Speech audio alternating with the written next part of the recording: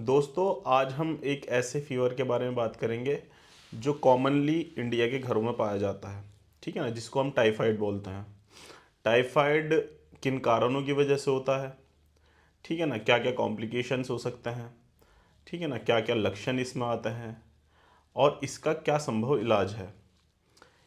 इन्हीं सब बातों के बारे में आज मैं डिस्कस करूंगा आपसे। मैं आपका अपना फैमिली डॉक्टर फैसल इमामी। चलिए इस वीडियो को शुरू करते हैं। सबसे पहली चीज़, टाइफाइड होता क्या है। टाइफाइड एक इन्फेक्शन है और मेनली आंत के अंदर पाया जाता है। ठीक है ना, आंत का इन्फेक्शन होता है जो साल्मोनेला टाइफी नाम के बैक्टीरिया से होता है। इसका जो मेन कॉजेटिव एजेंट है वो है साल्मोनेला टाइफी। इसी की वजह से टाइफाइड फीवर होता है। आंत की बीमारी है, आंत में ही ये बैक्टीरिया पाया जाता है। ठीक है ना, तो ये ज़्यादातर जो फैलने का इसका रीज़न है वो है फीकल मैटर। ठीक है ना, जो हम वेस्ट अपना टॉयलेट में निकालते हैं उसी से ये स्प्रेड होता है। ठीक है ना, जिस आदमी को टाइफाइड होता है वो टॉयलेट जाता है, हाथ सही से नहीं धोता है, तो जो नेल्स वगैरह में है इनमें ये बैक्टीरिया फंस जाता है और आगे स्प्रेड होता है। या फिर जो कंटामिनेटेड वाटर होता है, अनकंटामिनेटेड, उसकी वजह से ये फैलता है कि कोई पानी बॉइल्ड करके नहीं पीता, ऐसी जगह रह रहा है जहाँ पर टाइफाइड फीवर फैला हुआ है और वहाँ का जो पानी है वो बॉइल्ड करके नहीं पी रहा या प्यूरिफाई करके नहीं पी रहा, तो टाइफाइड होने के चांसेस ज़्यादा होता है। या फिर बाहर का खाना खाना, अनकंटामिनेटेड फूड खाना, कि कोई किसी कचौरी वाले के ठेले पे जा कर के कचौरी खा ली, कुछ दिनों बाद पता चला पेट में दर्द महसूस होने लगा, फीवर होने लगा, तो पता चला कि उस कचौरी वाले को टाइफाइड है। ठीक है ना, वो अपने हाथ सही से धोता नहीं है, जो फूड खिला रहा है उसमें भी वो बैक्टीरिया पड़ा हुआ है। ठीक है, तो ऐसे स्प्रेड होता है ये टाइफाइड। ठीक है, इसमें क्या क्या लक्षण आते हैं पेशेंट को।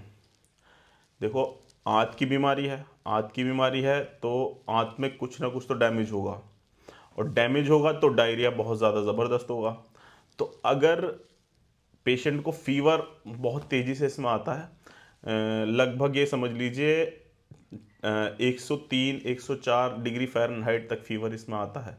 बहुत सर्दी के साथ आता है, पेट में बहुत ज़्यादा दर्द महसूस करता है पेशेंट, उल्टियाँ भी उसको आती हैं। ठीक है ना, और दस्त, डायरिया जैसे सिम्टम्स पेशेंट इसमें बताता है। ठीक है ना, और क्या सिम्टम आएंगे। ठीक है, पेट दर्द होगा बहुत ज़्यादा, सर में दर्द होगा बहुत ज़्यादा, कन्फ्यूज़न महसूस होगा इंसान को, सोचने समझने की शक्ति थोड़ी कम हो जाएगी। ठीक है ना, ये सब चीज़ें कंडीशन होनी स्टार्ट हो जाती हैं पेशेंट के साथ। और क्या सिम्टम्स इसमें पेशेंट देगा, बदन में बहुत ज़्यादा दर्द महसूस करेगा। ठीक है ना, डिहाइड्रेशन, प्यास बहुत ज़्यादा लगेगी पेशेंट को, डिहाइड्रेशन महसूस करेगा पेशेंट। ठीक है ना, तो ये सब चीज़ें होनी स्टार्ट हो जाती हैं। ठीक है, और अगर ये काफ़ी दिनों से पड़ा हुआ है और पेशेंट ध्यान नहीं देता, अनट्रीटेड जो है टाइफाइड हो जाता है, तो कुछ कॉम्प्लिकेशन भी ये कॉज कर सकता है। ठीक है ना, तो आंत में जैसे पड़ा रहेगा तो आंत के बाद ये ब्लड स्ट्रीम में जा करके किसी भी ऑर्गन में जा सकता है, वहाँ पर क्षति पहुँचा सकता है, डैमेज पहुँचा सकता है। ठीक है ना, ऐसे ही अगर ये बैक्टीरिया ब्लड स्ट्रीम में जाता है और बहुत ज़्यादा क्वांटिटी में जाता है तो सेप्सिस कॉज कर सकता है, सेप्टिसीमिया कॉज कर सकता है। ठीक है ना, और ऐसे ही आंत के जिस जंक्शन पे ये होता है, बड़ी आंत के, वहाँ पर परफोरेशन कर सकता है। ठीक है ना, काफ़ी दिनों से इन्फेक्शन पड़ा हुआ है, अनट्रीटेड जो है टाइफाइड है, तो ये क्या करता है कि जहाँ इन्फेक्शन हुआ है वहाँ पर एक होल बना देगा, एक मतलब परफोरेट कर देगा उस आंत को, एक पता चला उसमें एक सुई बराबर होल हो गया, तो और प्रॉब्लम होनी स्टार्ट हो जाती हैं। ये बैक्टीरिया बाहर निकलने लगता है पेरिटोनियल कैविटी में, जो हमारे पेट का पूरा मतलब कैविटी होती है, उसमें ये बैक्टीरिया चला जाता है और पेरिटोनाइटिस कोस करता है। ठीक है ना, पेरिटोनाइटिस भी इससे हो सकता है, जो हमारी आंत की झिल्ली पेट के अंदर की झिल्ली है उस पर इन्फ्लामेशन कॉज कर सकता है। ठीक है, तो लाइफ थ्रेटनिंग भी एक तरीके से बोल सकते हैं, ये हो सकता है, ठीक है ना। तो ये सब लक्षण आने स्टार्ट हो जाते हैं, ये कॉम्प्लिकेशंस होते हैं टाइफाइड के। और इसी के साथ साथ टाइफाइड जो है, किन चीज़ों से हम इसको डायग्नोस कर सकते हैं, क्या इसका मतलब इन्वेस्टिगेशन होता है जिससे हम इसको डायग्नोस कर लेते हैं। तो गाँव में तो ज़्यादातर देखा गया है कि डॉक्टर, जो छोटे डॉक्टर्स होते हैं, वो विडाल टेस्ट कराते हैं। एक नॉर्मली मेथड होता है ब्लड से, उसको यूज़ करते हैं विडाल को।